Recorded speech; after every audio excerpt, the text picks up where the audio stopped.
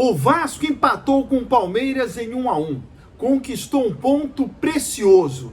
Mas pensando aqui com meus botões, era um ponto que todo torcedor do Vasco contava, mesmo que de maneira oculta. Eu vou explicar. Antes eu te peço para se inscrever no meu canal, ative aí o sininho, faça aí os seus comentários, porque eu estou engatinhando no YouTube e preciso de você. Por que eu digo que o torcedor do Vasco contava com esse ponto? Ora, é uma partida adiada da primeira rodada. E de lá para cá, sempre que o torcedor analisava a tabela do Campeonato Brasileiro, ele lembrava, o Vasco tem um jogo a menos. Um time tem X pontos, o outro tem X pontos, o Vasco tem um jogo a menos. Por que esse asterisco? Porque o torcedor falava, tem um jogo a menos, ou seja, ainda vamos pontuar. Né? Vasco tem um jogo a menos, ou seja, ainda vai pontuar. E acabou pontuando. E se você analisar, esse jogo que seria da primeira rodada, o Vasco enfrentaria o Palmeiras, que na época era apenas o finalista do Campeonato Paulista. Acabou inclusive batendo o campeão com o Vanderlei Luxemburgo como treinador. Hoje ele é técnico do Vasco. Olha que curioso, né?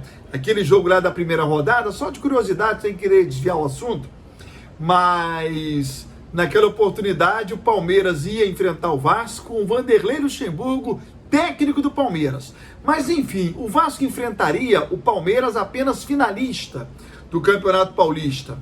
Hoje o Vasco enfrentou um Palmeiras, além de campeão paulista, finalista da Copa do Brasil e da Libertadores da América. E não colocou time reserva, não. Então tem que valorizar bastante esse ponto que o Vasco conquistou. Foi um ponto importantíssimo, porque nesse momento o Vasco chega a 36 pontos e coloca entre ele e o primeiro time que está na zona de rebaixamento, que é o Bahia, o Sport e o Fortaleza.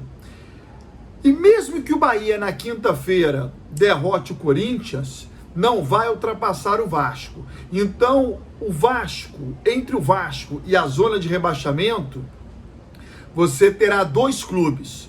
Não importa quais, mas você terá dois clubes até o próximo domingo, quando o Vasco irá enfrentar o Bahia em São Januário. E aí não pode cometer o equívoco que cometeu na partida contra o Curitiba. Perder em São Januário para o Bahia. O Vasco precisa vencer, porque a derrota para o Curitiba, os 3 pontos deixados lá, o Vasco acabou recuperando, conquistando 4 pontos, 3 em cima do Atlético e 1 em cima do Palmeiras. Então na continha lá do Vanderlei Luxemburgo, recuperou. Mas se o Vasco perder para o Bahia, talvez ele não encontre forças para recuperar esses pontos em cima de outras equipes. Então o Vasco não pode abrir mão da vitória contra o Bahia. Dá uma respirada na fuga pelo rebaixamento, essa vitória importantíssima, aliás, o empate diante do Palmeiras. E o último assunto que eu queria deixar para o final. Gente, futebol, como tudo na vida, é meritocracia. Você precisa ter meritocracia. Às vezes as pessoas não têm, mas é necessário que se tenha. O Gabriel Peck está melhor do que o Thales Magno nas últimas 3 partidas. Ele está rendendo melhor do que o Thales Magno, tendo uma minutagem inferior ao Thales Magno. Por meritocracia, o Gabriel Peck merece ser titular contra o Bahia no lugar do Thales Magno. Se ele vai jogar melhor ou pior, se ele vai conseguir render desde o início o que vem rendendo entrando no final, só o jogo irá dizer.